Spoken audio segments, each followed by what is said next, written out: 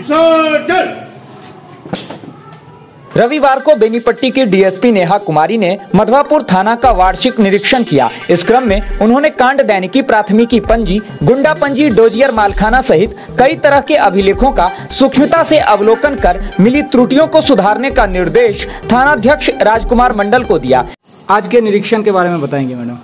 आज थाना का वार्षिक इंस्पेक्शन हो रहा है, जिसमें थाना की साफ सफाई, भवन निर्माण और थाना में पेंडिंग केसेस का निरीक्षण करते हुए जैसा निर्देश दिया गया है कि जो लंबित कांड है उसका ये लोग त्वरित निष्पादन करेंगे और गिरफ्तारी, वारंट की सबका भी निष्पादन त्वरित करेंगे।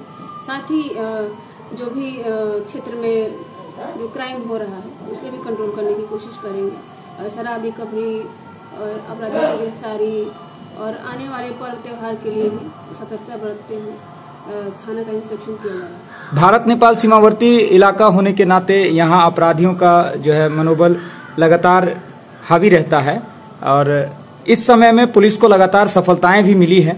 क्या उम्मीद कर रहे हैं अभी आने वाले समय में इस तरह की पुलिसिंग बरकरार रहेगी?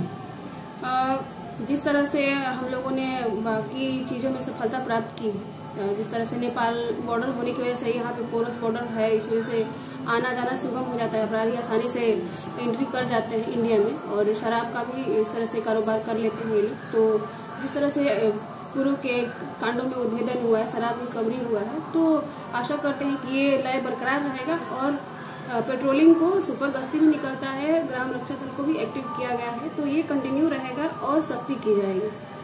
ठीक है, धन्यवाद। डीएसपी ने सभी पुलिस पदाधिकारियों को लंबित कांडों का जल्द निष्पादन करने, फरार वारंटियों की गिरफ्तारी करने, रात्रि गश्ती के दौरान विशेष सजग रहने, अपराध व वाहन दुर्घटना की रोकथाम व अपराधियों पर नकेल कसने के लिए नियमित रूप से अभियान चलाकर वाहन जांच करने का निर्देश दिया। मौके पर अपर थानाध्यक्ष रश्मि कुमारी, एसआई सियाराम शर्मा, नवीन कुमार, पप्पू कुमार, सुरेश पासवान, जिनीश पासवान, जयमंगल यादव, सुरेंद्र पासवान, जामुन पासवान, अखिलेश कुमार सहित बीएमपी व ग्रामीण पुलिस के जवान मौजूद थे।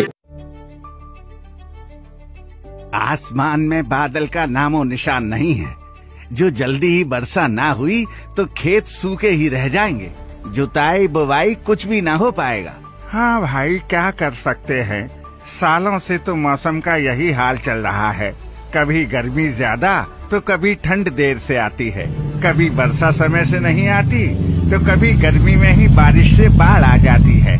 क्या हुआ भाई लोग, क्या बात चल रही है? अरे विवेक भैया, आपको नहीं पता क्या? हम तो सूखा पड़ने की आशंका और नुकसान का सोच के चिंतित हैं।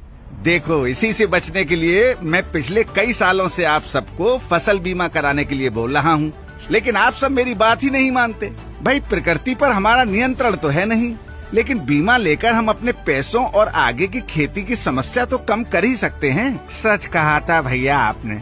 अब लगता है हमने भी ले लिया होता तो इतनी चिंता नहीं होती, लेकिन ये बीमा का पैसा मिलता भी है। हाँ, ये देखो मैसेज, दावा राशि सीधे बैंक खाते में आई है। पिछले साल जबकि कीट पतंगों ने हमारी पूरी फसल खराब कर दी थी, उसके बाद सरकार और मेरी बीमा कंपनी ने मेरे नुकसान का जायजा लिया और रकम मेरे अकाउंट में भेज दी।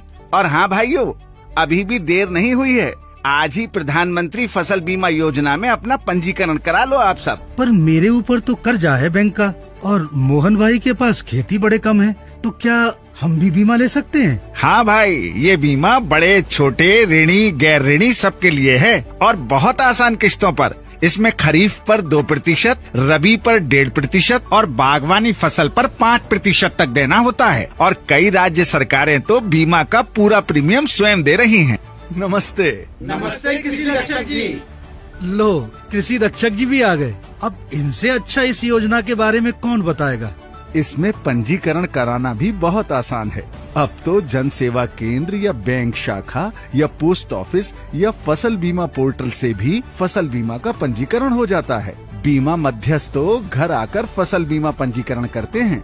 अब ज्यादा सोचो मत आप सब, चलो और आज ही प्रधानमंत्री फसल बीमा योजना में पंजीकरण करवाओ। कुछ और जानकारी चाहिए तो वहाँ भी आपको मिल जाएगी। चलो भैया, हम आज ही प्रधानमंत्री फसल बीमा योजना में अपना पंजीकरण करवाएंगे और अपनी खेती को सुरक्षा कवच पहनाएंगे। फसल बीमा कराओ, सुरक्षा कवच पाओ।